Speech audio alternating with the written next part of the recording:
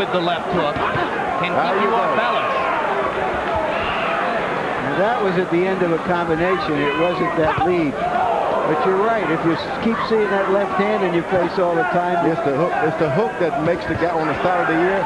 That makes the guy balance goes off so he can zero in the right. He can't even do it good with a left jab. There's the hook again. Good left to the body by Diaz. Missed upstairs. Diaz willing to take one to give one. Mosley turns away as Diaz rakes him across the face with the left hook. Moses just a little discouraged right now. He's laying some good shots. And this guy give you some more. Just a little discouraged, although he's playing now, but he's a bit discouraged.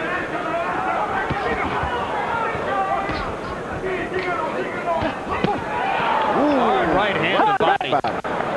That's what his dad has been asking him to do all night. Throw to the body, go to the body. You can see Shane working to try to set up the right hand. Sometimes you can scout a fighter like Shane Mosley and understand when he's hit you with two hooks, go back on him with your right hand because he's coming with his right hand.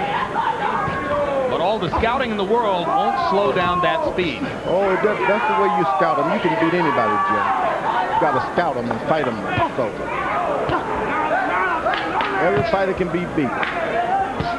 The way we say it down in Texas, George, is ain't a horse that can't be rode or a fight or a rider who can't be thrown. Amen. You just got to scout them and you got to do what you can do and don't try. Low blow by Mosley after Shane had popped Antonio twice in the face with the left jab. Interesting round. Join us November 14 for the premiere of Real Sports with Bryant Gumbel. Why are most NHL players against wearing visors that could prevent career-ending injuries?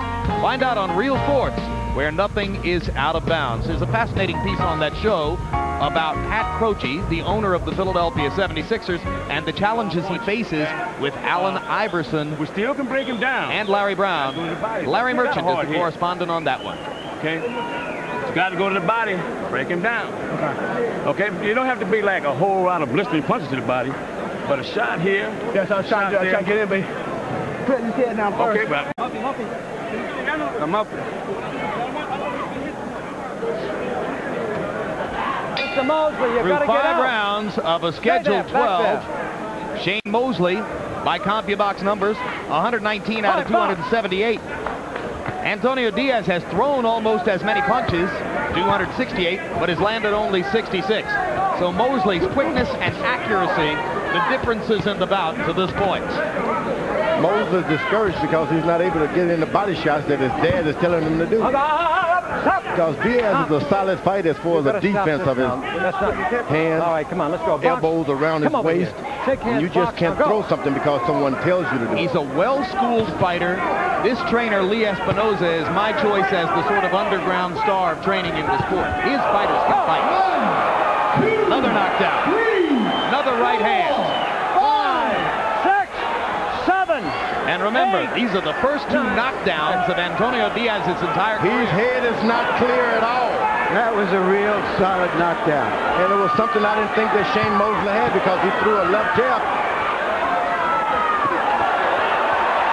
Blinding speed. Can Diaz recover against this?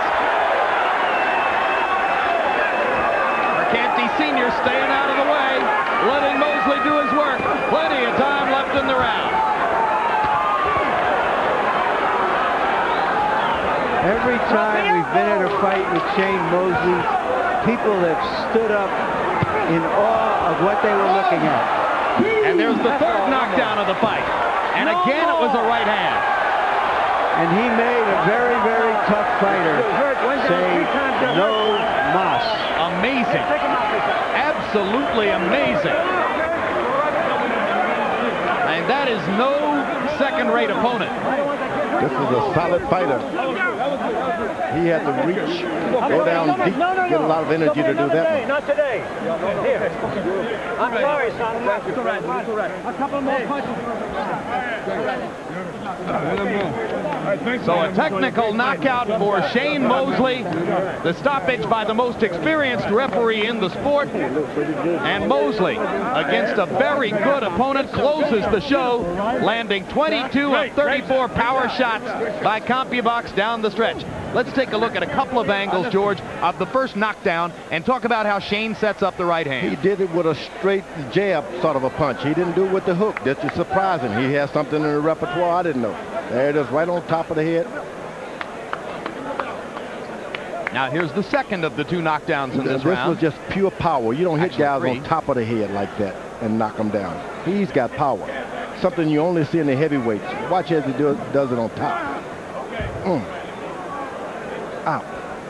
That's power. They tell you to go for the chin, leave the top of the head alone, but this guy has power no matter where he hits you. But that weight division is clearly understood. He has power. Shane Mosley. And his father's thrilled with the knockout because Jack Mosley was a little sensitive coming in about people saying Shane didn't have enough punching power. He said, "You'll see." Michael Buffer with the official particulars. Ladies and gentlemen, referee Arthur Mercanti Sr. calls a halt to this bout. The official time, 1 minute, 36 seconds. Reigning and defending, undefeated welterweight champion of the world, Sugar Shane Mosley. He's smiling. It is sweet. He's smiling. I'm telling you, George, outside of yours, it's the best smile in the sport. He can beat me because he's getting paid for that tonight. Oh, yeah. Let me hold his glove up. An outstanding performance in his first appearance since graduating to superstar level with the victory over De La Hoya. And Sugar Shane cements his credentials as one of the very top athletes in his sport. Mosley won every round on every judge's scorecard, just to add another feather in his cap. Here's Larry Merchant with the winner. Thank you very much, Jim, and congratulations once again, Shane. There was some concern that disappointment over not getting the rematch with De La Hoya might somehow bring you down against a tough guy. Tell us your approach to the fight. Tell us about the fight in your eyes. Well, I mean, I knew Diaz was a tough fighter. You know, he was coming from 40 to 47, but he was probably naturally a 47-pounder anyway, struggling to make 40. So I knew it was going to be maybe a little difficult to get him out of there. You know, he was pressing and he was trying to wear me down, and I knew it, so I tried to choose my shots and pick them wisely, because I knew it might go into the later rounds. Were you more flat-footed than you normally are? Is that why you generated that power? I believe so. I think that I was a little more flat-footed. You know, I knew I was quicker than him. I knew I could evade a lot of his shots, so I took a little chance there. All right, let's take a look at the knockdown at the end of the fight. All right, we're going to wait for a moment for that. You're scheduled, we understand, to fight Arturo Gatti in your next fight. That seems to be a one-sided fight against a fighter who has never really fought a strong middleweight.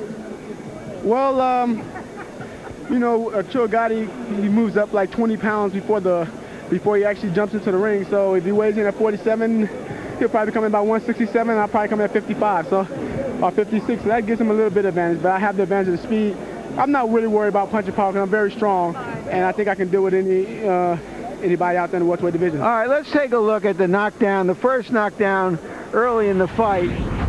That may have come from an accumulation of punches. The actual punch that got him down didn't seem that hard.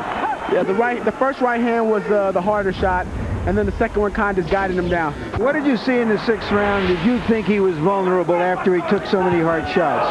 Yeah, I thought he was very vulnerable. It seemed like he was weakening. He was trying so hard to get in there and throw his hard body shots and stuff like that. But I knew it was a matter of time before I'd catch up with him with his power punches.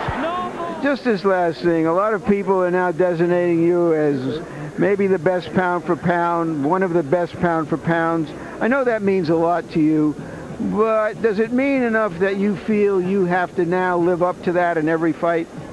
Well, I think, now that I'm considered pound for pound the best, I have to live up to my duties of being the best out there, and that's pound for pound. And, there's a lot of guys out there gunning for me and want to take that position and want to take my title. So I got to make sure I'm prepared each and every time for each match.